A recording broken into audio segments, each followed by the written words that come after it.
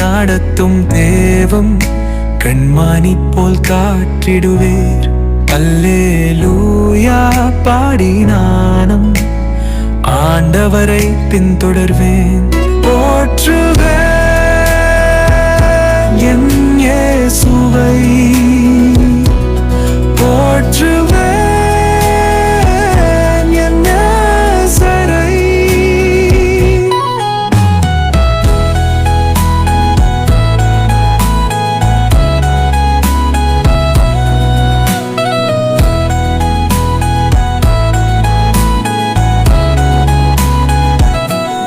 தீமைகளை நன்மையாக மாற்றி என்னை என்றும் மகிழ செய்வி. The Lord, Hallelujah. சியோன் வேதாகம ஆய்விற்கு அன்போடு கூட இயேசு கிறிஸ்துவின் நாமத்தில் உங்களை வரவேற்கிறேன். இன்றைய தினத்திலும் சங்கீதங்களின் புஸ்தகம் அதிகாரங்கள் 23 முதல் 27 அதிகாரங்களில் உள்ள வசனங்களை தியானிக்க சர்வ வல்லமையுள்ள தேவன் நமக்கு கிருபை பாராட்டுவாராக. 23வது அதிகாரத்திலே, கர்த்தர் என் மெய்ப்பராய் இருக்கிறார், நான் தாழ்ச்சியடையேன். அவர் என்னை புல்லுள்ள இடங்களில் மேய்த்து அமர்ந்த தண்ணீர்களண்டையில் என்னை கொண்டு போய் விடுகிறார் என்று சொல்லி கர்த்தரையே தன்னை மெய்ப்பராக இங்கே பார்க்கின்ற தாவீதை நாம் பார்க்கின்றோம். தாவீதே ஆடுகளை மேய்த்து கொண்டிருந்தார்.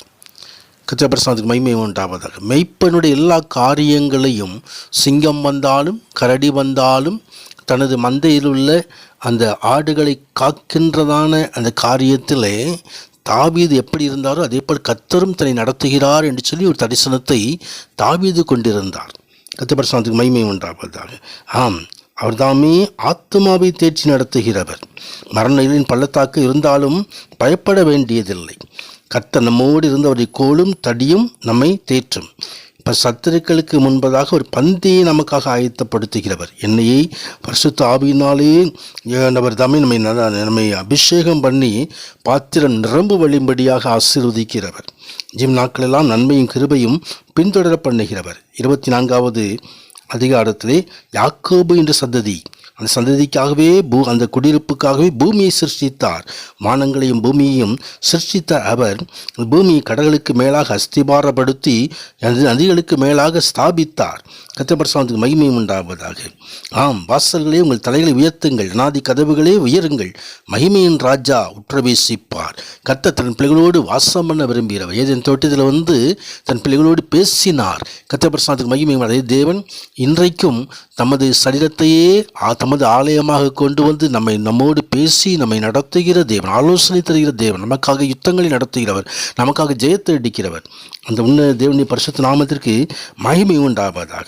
25வது வசனத்தில் தாவீது 25வது சங்கீதத்தில், கர்த்தாவே உம்மிடத்தில் என் ஆத்துமாவை உயர்த்துகிறேன் என்று சொல்லி உம்முடைய வழிகளை எனக்கு தெரிவியும், உம்முடைய பாதைகளை எனக்கு போதித்தருளும், எம்முடைய சத்தியத்திலே என்னை நடத்தி என்னை போதித்தருளும், நீரே என் ரட்சிப்பின் தேவன் என்று சொல்லி கர்த்தர் தன்னை போதிக்க வேண்டும், வழியை காட்ட வேண்டும், அவர் தம் வழியை நடத்த வேண்டும் என்று சொல்லி வாஞ்சிக்கிறதான தாவீதை பார்க்கிறோம். கர்த்தருக்கு மகிமை உண்டு. அதே போல நாமும் கூட தேவனுடைய வழியை அறிந்து கொள்ளுவோம், கர்த்தர் தேவனுடைய வழியில் நடந்து செல்லுவோம். கர்த்தர் மகிமையான காரியங்களை செய்தருள்வாராக. 26வது சங்கீதத்திலே, சோதனை வந்த பொழுதும் சோதனையை சாதனையாக்கும்படி, சோதனையை ஜெயிக்கும்படி இதோ தாவீது மூலமாக நமக்கு கற்றுத்தருகிற காரியத்தை பார்க்கிறோம். கர்த்தருக்கு மகிமை உண்டாவதாக. ஆம், கர்த்ததாமே அது நம்மை நடத்துகிற தேவன், நியாயம் விசாரிக்கிற தேவன். பரீட்சித்து சோதித்து பாரும், என் முள்ளிந்திரியங்களை இடையத்தை புடமிட்டு பாரும் என்று சொல்லி கர்த்தரை நோக்கி தாவீது தன்னை சோதித்து அறிந்து கொள்ளும்படியாக ஒப்புக் கொடுக்கிறார். கர்த்தருக்கு மகிமை உண்டாவதாக. ஆம், பாவிகளோடும் ஜீவனில் இரத்த பிரியரோடும் அங்கே என்னை வாரிக்கொள்ளாது என்று சொல்லி விண்ணப்பம் பண்ணுகிற தாவீது. கர்த்தர் நாம் பரிசுத்தத்தை வாஞ்சிக்க வேண்டும். ஆம், கர்த்தர் தாமே நம்மை சோதிக்கும்படியாக சிட்சிக்கும்படியாக அனுமதிக்க வேண்டும் என்று சார்ந்த சங்கீதத்தின் மூலமாக நாம் கற்றுக்கொள்கிறோம். 27வது சங்கீதத்திலே, கர்த்தரின் வெளிச்சம் ரட்சிப்புமானவர், யாருக்கு பயப்படுவேன், கர்த்தரின் ஜீவனின் பலனானவர், யாருக்கு அஞ்சுவேன் என்று சொல்லி தாவீதுக்கு இருந்த ஒரு தைரியத்தை பார்க்கிறார். தைரியத்தை கொண்டுதான் கோலியாத்தை முறியடித்தார், பெலிஸ்தரை முறியடித்தார்.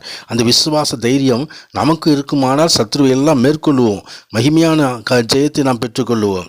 கர்த்தர் தீங்கு நாளில் அவர் தாமே தமது கூடாரத்தில் தாவீதை மறைத்து வைத்தவர் நம்மையும் ஒழித்து வைத்து கன்மலையில் மேல் நிறுத்துவார்.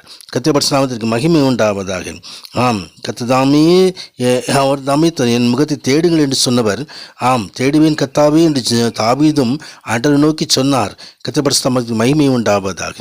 என் தகப்பனும் தாயும் கைவிட்டாலும் கர்த்தர் என்னை சேர்த்து கொள்ளுவார் என்ற நம்பிக்கையில் தாவீது இருந்தார். அதே போல நாம் கர்த்தருக்கு காத்திருக்கும் பொழுது கர்த்தருக்கு காத்திரு, அவர் உன் இதயத்தை உன்னை ஸ்திரப்படுத்துவார். திடமனதாயிருந்து கர்த்தருக்கே காத்திரு என்று சொல்லி கர்த்தர் காத்திருக்கு புது பலன் அடைந்து களிகளை போல எழுந்து சட்டையில் அடித்து எழும்புவார். கர்த்தர் காத்திரில் இழுக்கப்படுவதில்லை. ஆம், கர்த்தரை காத்திருக்கிறவர்களுக்கு ஆசீர்வாதங்கள் அநேகமாயிருக்கிறது. அந்த ஆசீர்வாதங்களை கூட நாம் காத்திருக்கிறது. காத்திருப்பின் காலம் ஒருவேளை நமக்கு கடினமாக இருக்கலாம். ஆனால் இந்த காத்திருப்பு காலம் முடிந்த பிறகு ஒரு மகிமையான ஆசீர்வாதம் நமக்கு காத்திருக்கிறது. அந்த மகிமையான ஆசீர்வாதத்தை நாம் பெற்றுக்கொள்வோம். கர்த்தர் இந்த நாளிலும் மகிமையான ஆசீர்வாதங்களை அருளி செய்வாராக. பரிசுத்த நாமத்திற்கே மகிமை உண்டாவதாக. ஆமேன், ஆமேன்.